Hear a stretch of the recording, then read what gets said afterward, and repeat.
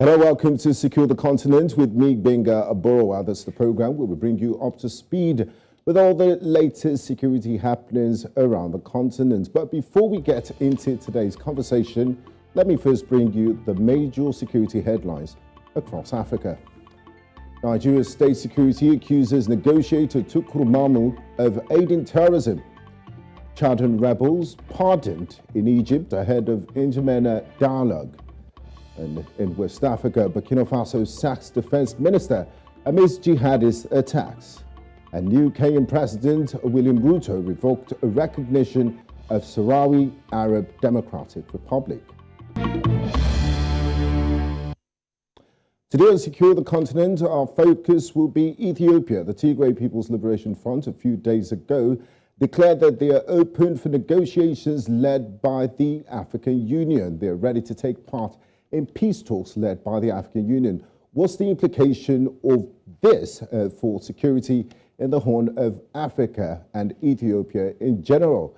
And what's the role of Ethiopia's northern neighbor, Eritrea, that are accused of attacking the TPLF and invading Ethiopian territory in all of this? We have more details for you in this package. Since November 2020, Ethiopia's Tigray region has been at the center of a war.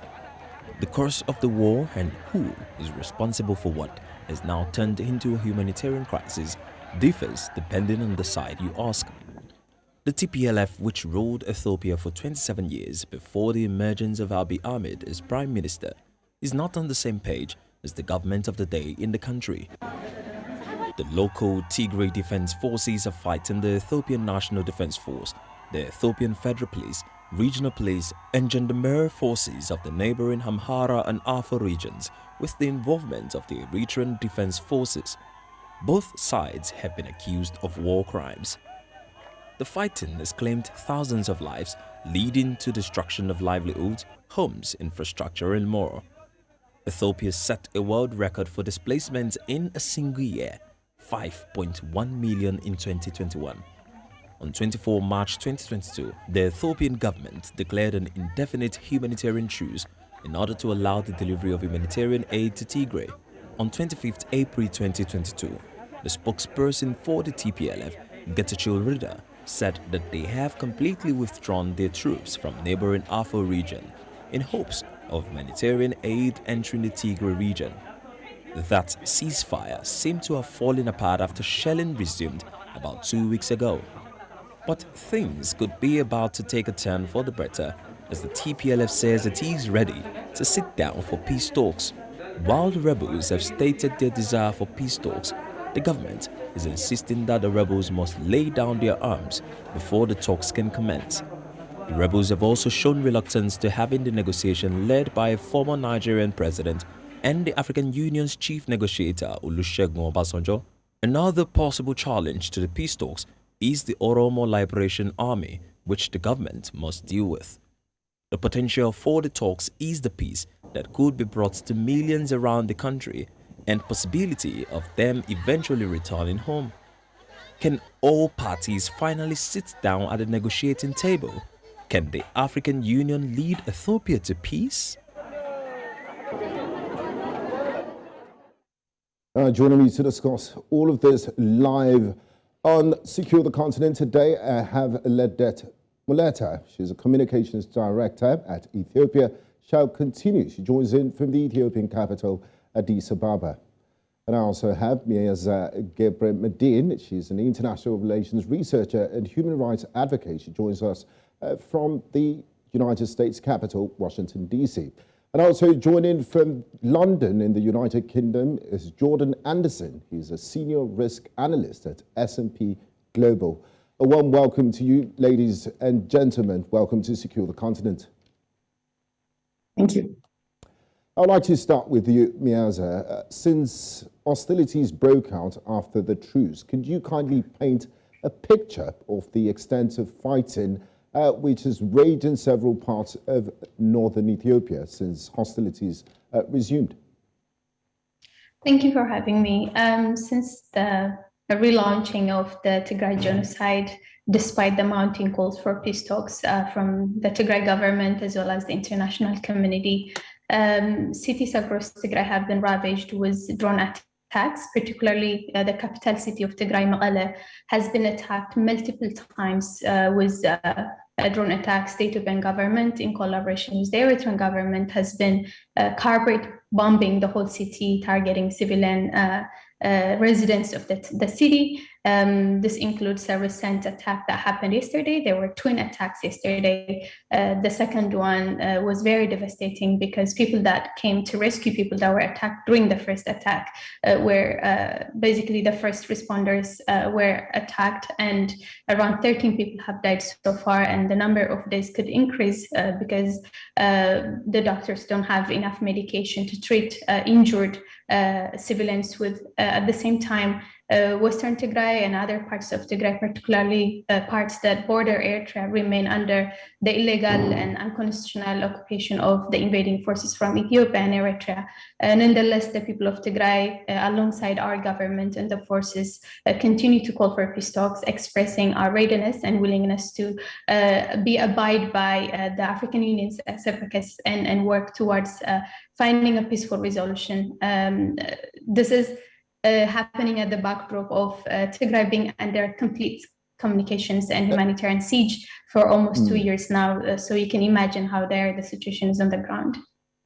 Meaza, before I move to Jordan, it's not just two sides doing the fighting here. It's not just the Eritreans fighting and the Ethiopian National Defense Forces. There are also talks of TPLF soldiers moving southwards and invading territory in Afar and Amhara region. Can you clarify that position for us? The Tigray forces are still launching a counter-defensive operation because, as I highlighted at the beginning of the conversation, the Ethiopian government, alongside its allies from within the country as well as from Eritrea, have been attacking Tigray from multiple fronts on over 10 fronts. And the ultimate purpose or the goal of this relaunch attack is to reinvade all parts of Tigray and ensure that the people of Tigray are subjugated. The Tigray Defense Forces are on the borderlines trying to defend their people of these genocidal forces. That's what I can tell you. Thank you, Meaza. Let me bring in Jordan from London. Now, Jordan, this is quite unprecedented. The TPLF saying, look, we're open to negotiations led by the African Union. In the past, they've always vehemently opposed the chief negotiator, the special envoy, Olusegun Obasanjo. They believe the former Nigerian president is too close to the Ethiopian central government in Addis Ababa. So how significant is this development by the TPLF saying, look, we're ready to negotiate and come to the table? It's quite significant because what we've now seen is actually between the Ethiopian government and the insurgent government of Tigray in the north. In a sense, this declaration brings them closer to what to each other's official positions on what's necessary for an immediate cessation of hostilities. But actually, we've seen the Ethiopian government and the government of Tigray exchange positions almost somewhat. Previously, it had been the Ethiopian government before the most recent outbreak of conflict. We'd seen the Ethiopian government was insisting on peace talks without preconditions. That's something that at least the government of Tigray is now saying they're happy to engage in a cessation of hostilities without any kind of preconditions. Whereas now, the more the language that we're having out of the Ethiopian government is including the idea that before there can be a cessation of hostilities, that the insurgent Tigray Defense Forces, the TDF, has to lay down its arms. And that's not something that the Ethiopian government was insisting on several weeks ago. And I think this tells us something about the position that both sides are seeing themselves in. And certainly from the perspective of, like, say, the insurgent government of Tigray, for them to make this offer to now engage in a cessation of hostilities without any kind of preconditions, that indicates that they're feeling under a certain amount of pressure from the Ethiopian and Eritrean military offensives against them.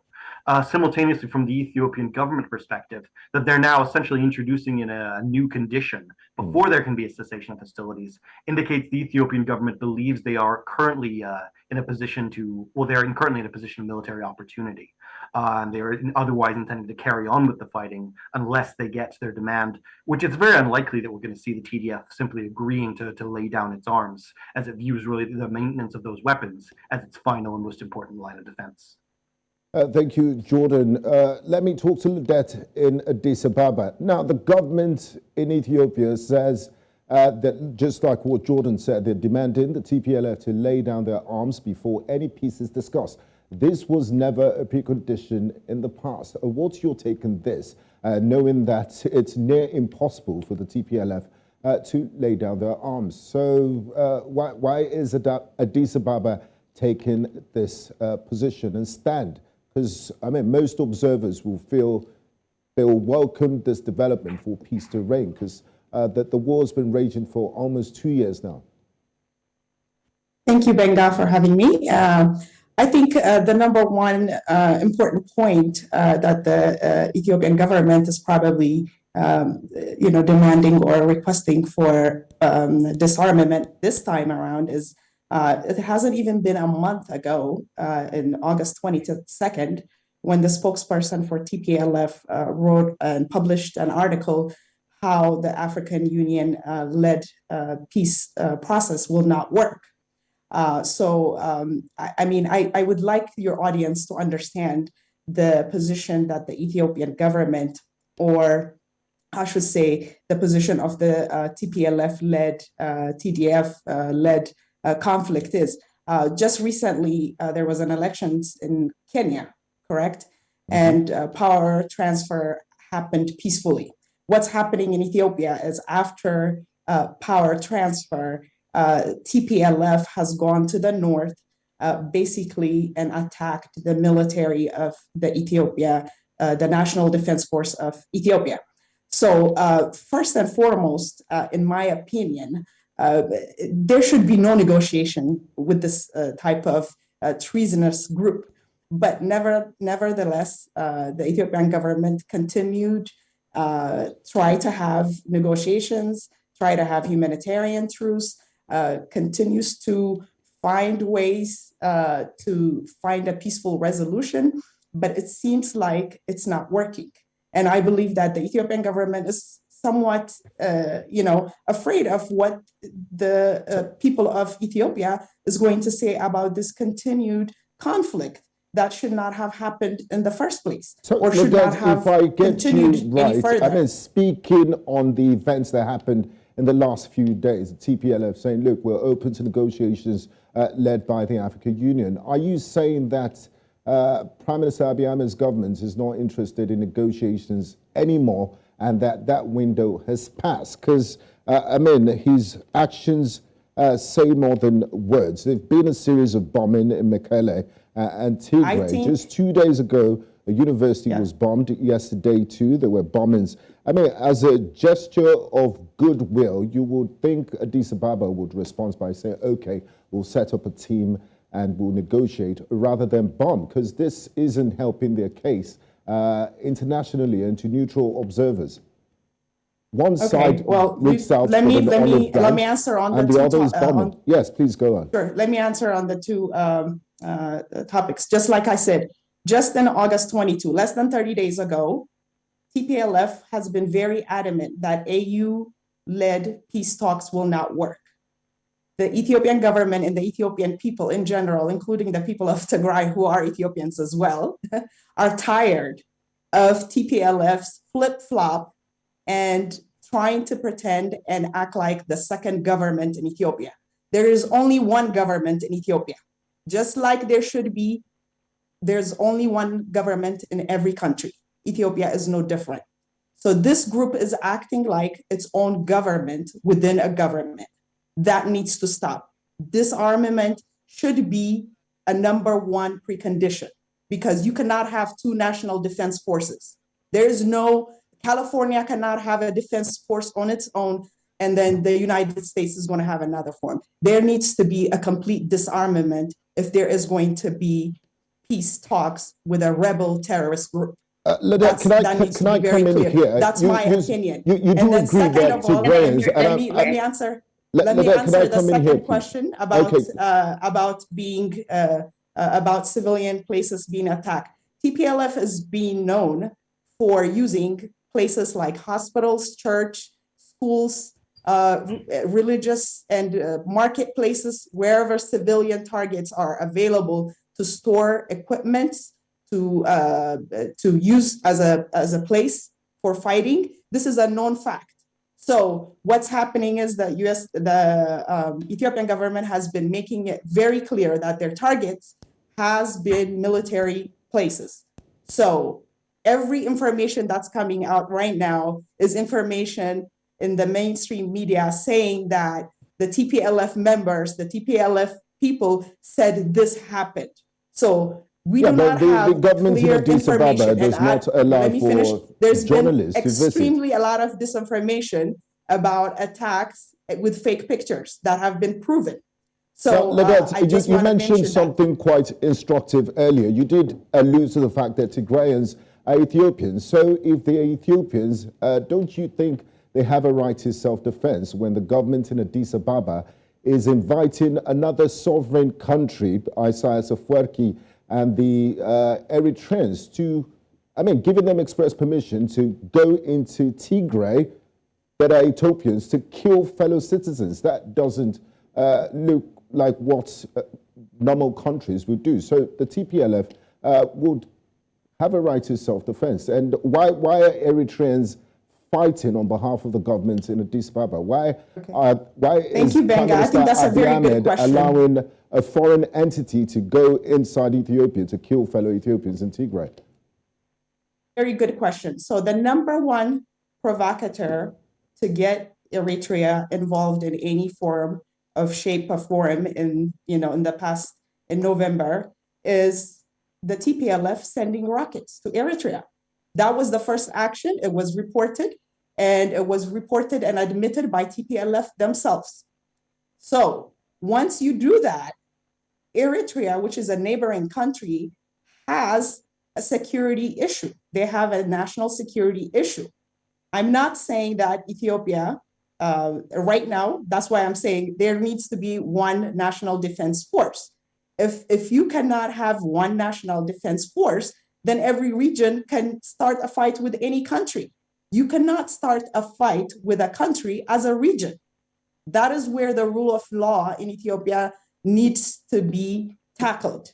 And we need to have all international parties out of this internal conflict.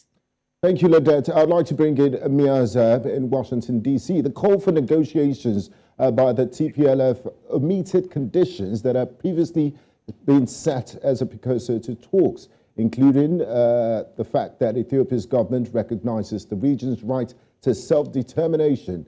Now, this move by the TPLF to say, look, we're open to negotiations led by the African Union, is it a goodwill gesture, or are they on the back foot militarily? I think before I answer your question, I want to clarify a few things. First of all, this phony logic about California not being able to have a defense forces is completely out of line. We're talking about the United States, a country that is not committing a genocide against its own people. So it's only logical for the people in California not to have their own military. When it comes to Ethiopia, context matters. I don't think your audience is stupid enough to fall for this kind of logic that actually doesn't make no sense. We're talking about an Ethiopian government that is using a state apparatus and has invited a foreign country to commit a state-sponsored genocide. In that event, the people of Tigray are within their own constitutional right to defend themselves. So let's first clarify that. Second of all, the places that are being targeted in Tigray, particularly in Mekelle, are residential areas. This is one of the victims of the attack. An innocent infant that was in her house and attacked. By the way, her family had to find out of this attack on social media. This is what's happening. But if anyone is interested in learning about the truth, and if anyone that is contesting this fact, the first thing they should do is call upon the Ethiopian government to provide corridor for international journalists so that they can go to the ground and report.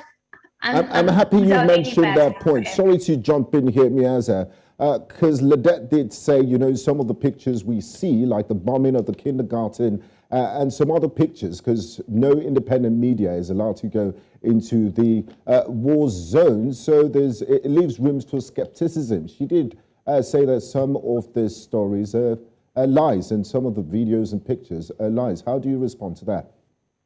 To people like Ledet and the Ethiopian government, every Tigrayan is a liar, including the humanitarian workers on the ground, the doctors at the Idol Hospital, including myself. Everyone is a liar and everyone is a terrorist. And they would not believe anything unless it comes from the Ethiopian government. So to settle all this issue, people like Ledet and the Ethiopian government should provide corridor for international journalists and observers so that they can go to the ground and see what's happening. Second of all, the people of Tigray have their own agency. I am a Tigrayan. I am here. I can speak for myself and I can speak for my family. A genocide apologist doesn't get to use our pain to score a point. Having said that, to get back to your point regarding the Tigray government's commitment to peace under the African Union, the problem with peace talks that are facilitated by intergovernmental organizations, including the African Union. The problem has been with His Excellency Mr. Obasanjo. Obasanjo has clearly showed that he's not an impartial actor in this conflict. So in order to find a meaningful and substantial peace or resolution towards this genocidal conflict, there has to be a mediator that is acceptable by both sides. And this is only a fair ask. There are so many respectable leaders within the African continent that can actually bring both parties to the table and facilitate the peace talks. So if the Ethiopian government is committed, they will act upon the Tigray government's call for immediate cessation of hostilities and sit down with mutually accepted interlocutors that will work not only with the African Union, but also with other international actors, including the US government and the EU. Because let's be honest, this conflict is affecting the people of Tigray disproportionately, but it also has a far-reaching impact on the stability and security of the Horn of Africa. So I actually would love to take this opportunity to call on fellow Africans, particularly those who live closer to the Ethiopia and as well as Eritrea, to plea with their governments to push the African Union to appoint a new envoy to Ethiopia and appoint another negotiator so that we can see an end to the suffering of the people in Tigray. Thank you very much, Meaza. Now, let me bring in Jordan. Now, Jordan, you're a risk analyst, and Meaza did mention the implication for the Horn of Africa and the sub-region if this conflict escalates. And I mean, a lot of us will agree that 2 years on in November is a long time because there are devastating humanitarian consequences of this war that's been going on. But looking at the events of the past few days, I mean, Prime Minister Abiy Ahmed's actions, the bombings in Mekelle and parts of Tigray, when the TPLF has offered an olive branch, what does that mean if you were in the mind of the Ethiopian National Defense Forces? Do you think it's going for the jugular?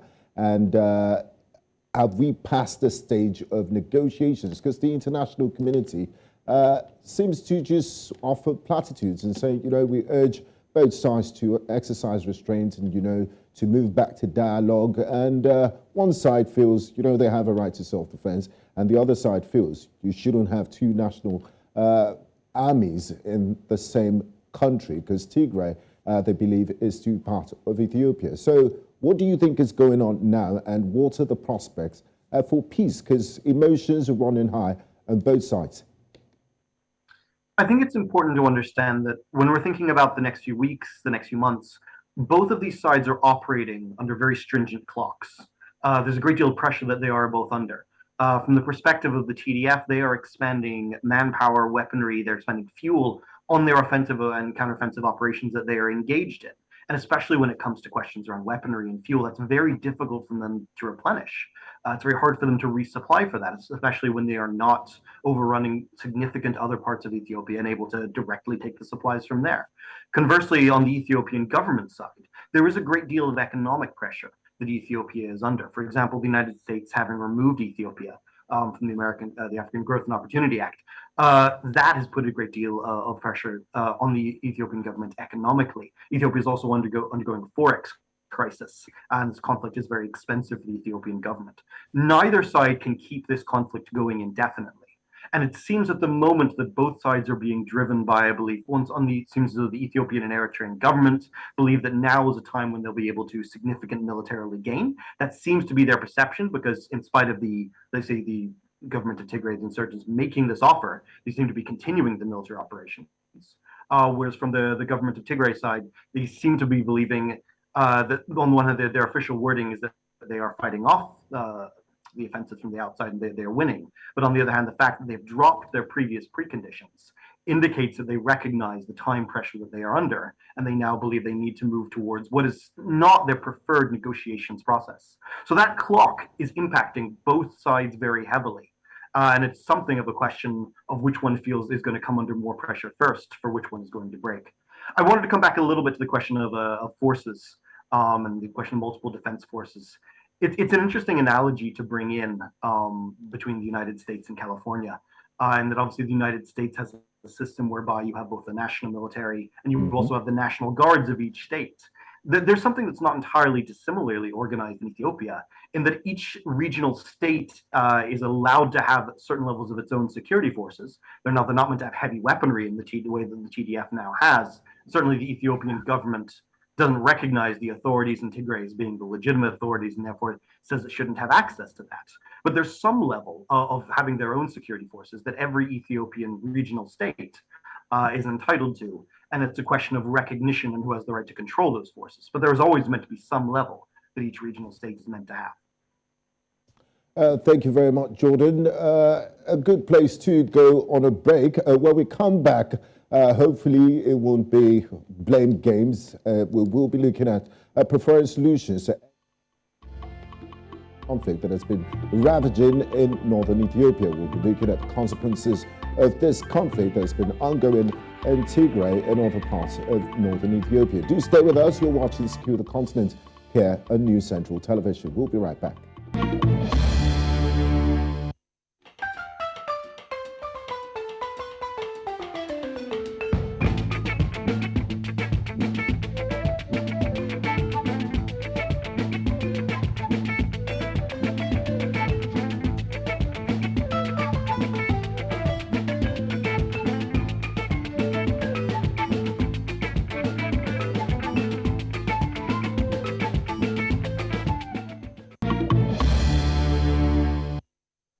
Thank you for staying with us on Secure the Continent. If you're just joining, this is Secure the Continent. We've been discussing the fragile hope for peace in Ethiopia amidst continued violence following the declaration by the Tigray People's Liberation Front that they are open and willing to negotiate with the central government in Addis Ababa, led by the African Union. I still have here with me Ledet, Muleta, Meaza, Gebremedhin, and Jordan Anderson. Now I'd like to start the second half with Ledet. Now, the United Nations and the European Union and partners welcomed this development by the TPLF to sit down on the negotiation table to see how this almost 2-year conflict can come to an end. They urge the parties to seize the opportunity. How soon do you think peace talks can begin looking at the current situation, which is not a very pretty situation, Ledet? Or are talks off the table? Thank you. I think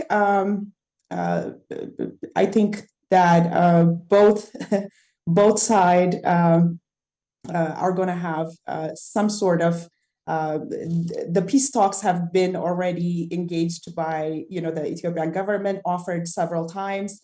This is a new development in a sense that TPLF has just now, changed his mind. I think there's a lot of trust issues from the Ethiopian people in general, especially those affected because of this conflict, and then the government as well. I don't think something immediately is going to happen. Just because there are a lot of trust issues and, the changing of mind, the fact that TPLF has shown time and time again that they use humanitarian truce time for preparation, for strengthening more military engagement and so forth. I don't think there's going to be any trust on the government side. And I think if we want to be fair, in any country, it's impossible to negotiate with anyone any region that is attacking its own government. I just also want to point out, since Meaza pointed it out earlier, as if this conflict is, about Tigrayans against Ethiopians. It's not. The Ethiopian National Defense Minister is actually from Tigray region. So this is a conflict of ideas, a conflict of a few, guerrilla fighters, ex-leaders who do not want to transfer power but Ledet, peacefully. they're innocent people caught up in this conflict. So when you say, trust issues on one side and it will be very hard to negotiate, let's not forget that there are real-life consequences. There are so many people that are on the verge of starvation. This war has led to the death of thousands of people, and you can't fight a war in perpetuity. People will still have to sit down to talk. How soon can this talk? Because you sound like the central government is not willing to compromise. Compromises will have to be made. Immediately happen as soon as TPLF accepts to disarm, because that is the only way a country can have its one government. So unless this, they have terrorized not just the Tigray area, but the Afar area, the Amhara area. So their process of trying to get back to power, which is something that they, cannot have anymore, has caused a lot of issues. Not only is it causing starvation, it's causing conflict, it's causing economical problems, it's causing several, humanitarian catastrophe. The Ethiopian government is already in power. There is no reason for them to create all these catastrophe. But TPLF has every reason to create this chaos so they can come back to power. So they are the ones that actually should be leading by disarming themselves if they really want peace. If not, the country in general is very tired of the catastrophe that they're causing. And for other international community who are looking at the Ethiopian government and the TPLF as an equal, they are not equal. There is a rebel group and there is the Ethiopian government. Okay, thank you, Ledet. I would like Meaza to respond to that. Meaza, will the TPLF disarm following Addis Ababa's strong line and that they're not willing to budge? And also, if negotiations ever take place, what will be the main sticking points? That demand is so laughable. I don't even want to acknowledge it by responding to it. As I said earlier, the Tigray Defense Forces are defending their people, the people of Tigray, the over 6 million people that are being attacked left and right by the Ethiopian government alongside its terrorist partners from the region of Amhara in Ethiopia as well as Eritrea. So as long as the people is under threat, the people are listed. Let's begin there. Second of all, it's very important for your audience to understand why the people of Tigray were forced to arm themselves. By the way, they armed themselves by capturing weapons from the Ethiopian national troops that were in Tigray to loot, to rape the women, and to destroy the region. But the main reason behind the desire or the reason why you forces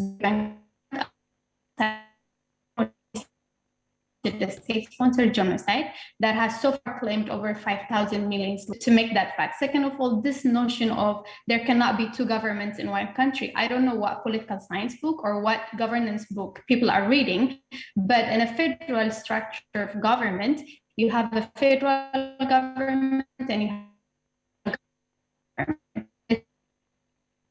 Meaza, we seem to be having region. some... They're not interested in administering Ethiopia. If they were interested, pardon?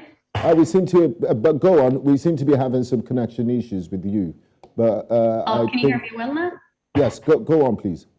Okay, no, I was saying that TPLF is not interested in administering Ethiopia. They're representative of the people of Tigray. They were elected by over 2.7 million to administer the Tigray region, and that's what they're doing. Anybody that questions this is someone that is not willing to respect our constitutional right for self-administration and self-determination. if the people of Tigray are interested in being administered by the TPLF, it's not up to the Ethiopian government or anybody to say otherwise. Having said that, the fact that there are few individuals at the federal government level that are sustaining the Tigray genocide doesn't negate the fact that the people of Tigray are sick and tired of the Abiy administration that continues to use this kind of excuses while it continues to exterminate them. So peace can only be achieved if the Ethiopian government listens to calls for peace talks and gets away with such kind of ridiculous demands and comes to the negotiation table. So far, the US government has sponsored two shuttle talks between representatives of the Tigray government and Ethiopia. They have met in Djibouti. They have discussed on what the way forward should be. Unfortunately, the Ethiopian government is not willing or ready for peace talks because they know if there is going to be peace talks, then their genocidal mission would come to an end. And that's something they're not willing to do. So in this kind of environment, it's up to the international community, including the African Union, to impose sanctions on Ethiopia and force it to come to the negotiation table. Otherwise, the international community would have blood on its hands, the blood of innocent people that continue to perish in the dark. Thank you very much for bringing up that point of the international community. And that's where I would like Jordan to pick up from. Now, the World Health Organization's Director General, who happens to be Tigrayan, Dr. Tedros Adhanom Ghebreyesus, made an impassioned plea that that the international community should come to the aid of Tigrayans, highlighting the humanitarian situation there. And it did suggest that, the world's attention is focused on Ukraine and maybe because of the skin color of Ethiopians. Now, the United States has just dispatched its third regional envoy since creating this post in April 2021, Mr. Mike Hammer. He facilitated a secret meeting between senior officials from both sides in June in Djibouti, which Meaza just alluded to. How are these meetings going, and were any decisions made? And we always talk about African solutions to African problems. Where is the African Union in all of this? I'm not really able to speak to the progress within those meetings themselves. It's not something, should we say, those who know don't talk when it comes to those kind of meetings.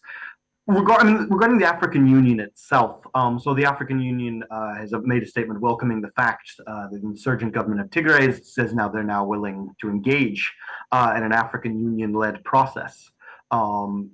But really, that's as far as the African Union has been able to get. There's still a number of questions around, for example, who is going to be the mediator of these talks. We still see the statements that are put out by the government of Tigray making reference to mutually acceptable mediators. So there's still a question around even who would be leading them, where they would be being hosted. And in a sense, if we see both sides engaging in the African Union-led talks, that will reflect the way that both those sides view their interests and view the developments on the battlefield, and indeed view to what extent they've been able to sway the international community, really then is coming as a result of pressure or control from the African Union itself. Sadly, the African Union hasn't really been able to take a lead within this conflict and hasn't really been able to heavily influence the behavior of either side. Instead, it seems more like the government of Tigray has felt under pressure, so has been willing to change these preconditions. And so at previous points, the Ethiopian government has now increased these preconditions because, for example, it seems that its forces have recently recaptured or recently taken, for example, Shoraro and Tigray, and it seems to be enjoying a little bit of military success, it feels. I'm not especially optimistic for the for the prospect of formal ceasefire talks beginning, quite simply because I don't see it as being especially viable that the TDF would agree to disarm itself. And similarly, I don't see it as very likely that the Ethiopian What about sanctions? How can the international community, like the European Union, for example, what can they do to apply pressure on both sides to come to the negotiation table? Because all we see is statements and platitudes, and while they're writing the statements, people are dying of hunger. People are dying from the consequences of this war that has dragged on for almost 2 years, and people are getting really tired and frustrated that can you not move beyond issuing of statements and urging both sides to exercise restraint? So there's a certain number of sanctions that are in place.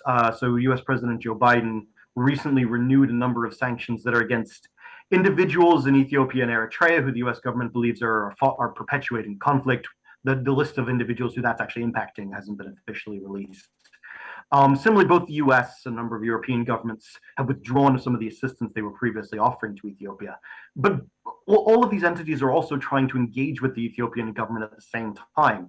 For the United States, the Ethiopian government is also an important security partner when it's thinking about its interests in the Horn of Africa, when it's thinking about counterterrorism. The US government still believes it has long-term developmental relationships and interests within Ethiopia. And so it wants to employ both the carrot and the stick, and it doesn't want to break those relationships entirely. Similarly, you see similar things coming out of the European Union, European governments, so they want to try to engage rather than just using the stick against the Ethiopian government. And you've seen this in a number of the statements that they've released, is they're trying to strike this balance. I think as we go forward in the next few weeks, a lot of whether we see more aggressive sanction action against Ethiopia will be indicated by which side internationally they believe is closer to having peace talks and which side is being the barrier. So key signs to watch out for in the United States is if we do see the US Congress or the US State Department bringing up this question of, is the Ethiopian government complicit in genocide again? That's not to claim that that's true, but that's something that's previously been discussed by both of those. Or if we start to see new bills sanctioning Ethiopia making more progress in the House of Representatives in the United States. Those are some of the key things to watch out for that would indicate maybe the US government is leaning more towards blaming the Ethiopian government for the continuation of the conflict. If, on the other hand, we see announcements of targeted sanctions against the leadership of the government of Tigray, that would be a sign that the United States is actually leaning more towards the Ethiopian government side. Okay, so it's a very delicate balancing act they have to perform there in order to bring peace to Ethiopia. Now, Ledet, we can't talk about this conflict without looking at those that have been affected, the humanitarian situation there, which seems to be worsening by the day. So, Ledet, from your position, what's the humanitarian situation in Tigray, Amhara, and Afar? Because this war is not only happening geographically in Tigray, it's spread to other neighboring regions. And what's the central government in Addis Ababa doing to bring about relief to its citizens that are suffering from the serious consequences of this war? All those three regions that you mentioned are, suffering. The humanitarian support that the Tigray region and the Afar region, as well as the Amhara region, was receiving both by the Ethiopian government and international community, was obviously helping those regions. But now we're back to square one with this conflict again. So with internally displaced people, as well as people seeking refugees, this conflict is not going to alleviate, but further cause issues for the entire country. It's devastating, it's very sad, and it's quite frustrating because this is something that should not happen. This is not, a natural disaster. This is a disaster that's being made because a few group of people are being supported by other international actors to continue this conflict, to further agitate the Ethiopian government. There's a bigger issue here. Ethiopia is under attack because of the developments that she's been making in regards to the GERD or the Nile, the dam that Ethiopia has built. I want, your African audiences especially to understand. Earlier, Meaza was saying that Ethiopia doesn't compare with United States because the United States does not commit genocide on its own people. Let me tell you, Ethiopians are just as human beings as United States citizens. They are no less. Africans don't just commit genocide on each other. And that's what I mean by different ideas. I'm not talking about propaganda. I believe in African solutions for African problems. And like I said, the defense minister of Ethiopia currently and many other ministerial positions are being held by Tigrayans.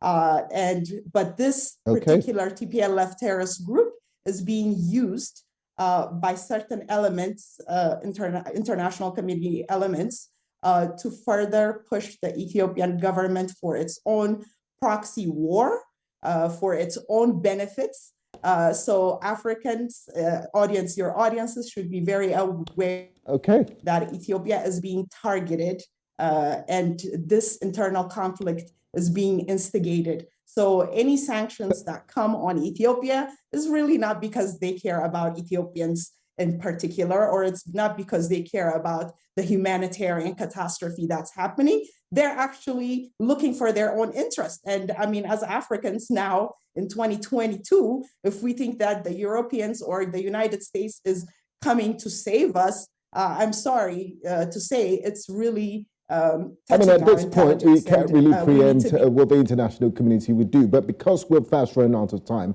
I would like our last two speakers, panelists, to have a say. Now, quickly, Meaza, can you kindly paint us a picture out of this conflict? What will it take to bring about long-lasting peace to the whole of Ethiopia? It would take the Ethiopian government to drop its genocidal mission and to heed calls for peace and negotiations and stop bombing Tigray day in, day out, to withdraw its forces from all parts of Tigray, including western parts of Tigray, to call upon the Eritrean government to withdraw from parts of Tigray that they have illegally occupied and annexed, whereby they have been committing atrocities, including war crimes and crimes against humanity. It would also call upon members of the international community, particularly the African Union, European Union, and the UN Security Council, to seriously consider the amount of lives that are being that are perishing in the dark because these governments are not willing to call the Ethiopian government out on its genocidal mission and hold it accountable. With regards to African solutions for African problems, the people of Tigray are proud Pan-Africanists, so much so that the very first battle where colonizers were defeated for the very first time in the African continent is in Adwa. It's in the part of Tigray where this conflict is actually taking place right now. So the embodiment of African freedom and liberty is under attack right now. And this is not a competition to win the hearts and the minds of African population. Africans are smart enough to do their own research and to understand what's happening. And Pan-Africanism is not about supporting genocidal states. It's all about ensuring the well-being and the safety of each and every African citizen. So it's about time that the Ethiopian government and its media outlets and mouthpieces stop taking the African people for some foolish idiots that cannot do their own research and understand what actually is happening. So finally, I would paraphrase my answer and say that in order to bring a lasting peace in Ethiopia, particularly in Tigray, all invading forces need to withdraw from all parts of Tigray. There needs to be unfettered and unrestricted humanitarian corridor provided to Tigray, and the Ethiopian government needs to come to terms with the idea of peace and stability and sit down on negotiation table according to calls from the Tigray government and the international community. Thank you, Meaza. I'd like Jordan to have the final say on this discussion. Jordan, you're a risk analyst, and this conflict will be 2 years old in November. What are the consequences for Ethiopia and Tigray if this war escalates further? In 30 seconds, if you will. Economically in Ethiopia, likely a continued foreign exchange crunch as investors are afraid to come into the country. Lack of engagement probably with the IMF as well, and continued massive human suffering in Amhara region and Afar region, Tigray region, posing risks to area of Sudan and Eritrea as well, which are tangentially and are involved around the edges of this conflict. Those are all the implications of it. This conflict continues. Thank you very much. I'd like to say a big thank you to Meaza Gebremedhin, Jordan Anderson, and also Ledet, Muleta, joining us from Addis Ababa, Ethiopia. Thank you very much, ladies and gentlemen, for your contribution and insight on the subject. I do appreciate it. Thank you. Thanks for your time. Now, Ethiopia's partners can encourage a wider reconciliation even as they lend support to Tigray peace process and gradually re-engage with Addis Ababa developing matters. To provide further incentives for peace, donors should signal that they are willing to offer a larger recovery package if the federal government manages to reach a comprehensive peace deal with Tigray, as well as take measures that show a commitment to the inclusive politics needed to break Ethiopia's cycle of violence. On behalf of the team and I say thank you for being a part of the program. See you next time and secure the continent. I'm Gbenga Aborowa. Bye-bye.